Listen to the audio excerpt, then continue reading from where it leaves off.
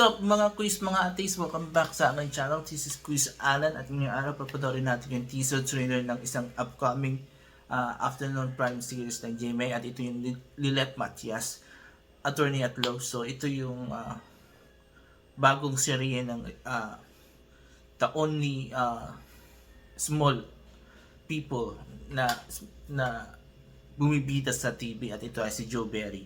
So hindi ko na ito patatagalin pa, papanoorin natin yung teaser trailer at maybe ko yung reaction at opinion ko on the said series. So let's go! Anumang suka at tangkad ay hindi hadlang upang magkaroon ng halaga at karapatan sa mundong ito. A little person with a big purpose in life. Ever since I met you, believe na ako siya. Gusto pa rin yung pinagkakaguluhan, pati sa fear, sa kanyang credit. Ipagtatanggol ang mga minamali sa lipunan. Attorney Lilette Matias respectfully appearing for the respondent, Your Honor. Lilette Matias, Attorney at Law, soon on GMA. Okay. Tuloy ko napanood natin Lilette Matias. Ito parang nakita na rin natin yan sa may kwan sa omnibus vlog ng GMA noong January. And yun. I'm excited for this series kasi bibihira tayong makapanood ng series na about attorney and especially pinagbibida ng isang small small person, not people, person, isang tao lang yan. And yun, so exciting. And I'm happy talaga na every time na may ako narinig na serye itong na dumadating at bida si Joe Berry, I'm very happy because siya lang yung small person talaga na nabibigyan ng talagang leading role. Unlike at ibang shows na kadalasan sidekick or alalay or whatsoever, diba? So far, si Joe Berry talaga yung nabibigyan ng magandang break.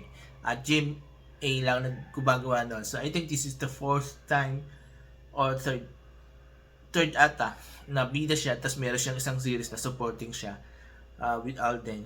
So I'm very happy for Joe Berry because pinagkakatiwalaan siya ng GMA and at they take a risk to get a small person to lead a series, and I'm very happy for that. At walang sino man nakagawa niyan so far, only GMA. So kaya nakaka-proud for GMA na they don't care mag-rate man o hindi yung series, but important they're giving opportunity to these small people or small person, diba? And yun naman si Joe Berry naman, ginagawa naman niya yung best niya to give, diba, to act, to portray the role. And so far so good, wala akong problema sa kanya. Siguro yun lang maliit yung boses niya because she's a small person, so hindi mo naman pwede mababa ang boses niya kapag nagsasalita siya. Pero the acting was very very good, diba? So yun, so galing-galing, diba? So this one is better sa tingin ko, magiging better than do sa last series ni Joe Berry, yung about sa yung gamer ata siya doon. Na to be honest with you, that was not my favorite series of Joe Berry.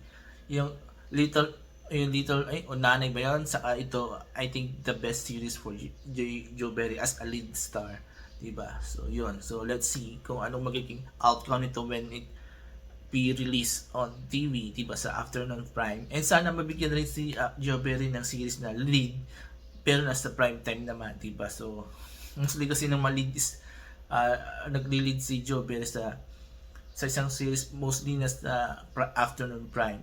So she had one dun sa kay Alden, yung The Gift, pero supporting nga siya, hindi siya lead star o lead actress, diba, doon. So yun, so again, I'm so excited for this series of Joe Berry and hopefully sana tulungan natin, supportan natin. Kasi bibihira tayong makapanood ng mga ganitong series, bibihira tayong makapanood ganitong mga artista, yung hindi kailangan big names ang bumibida, di ba? Basta magaling, basta nagagawa yung portrayal ng character, di ba? Plus may magandang storya, di ba? Yung dapat sana natin sinusuportahan, not yung mga big names nga pero ang mga kwento ng series nila is puro gas-gas na we've seen a lot of times mga ibang serye, diba? So yun, so sana supportan natin tong si Joe Berryle. So kung sinuportan natin siya sa Onanay at sa dalawa pang serye niya, please support also here dito sa Lilet Matias, di ba? So I'm sure marami tayong matutunan dito, especially when it comes to law, di ba?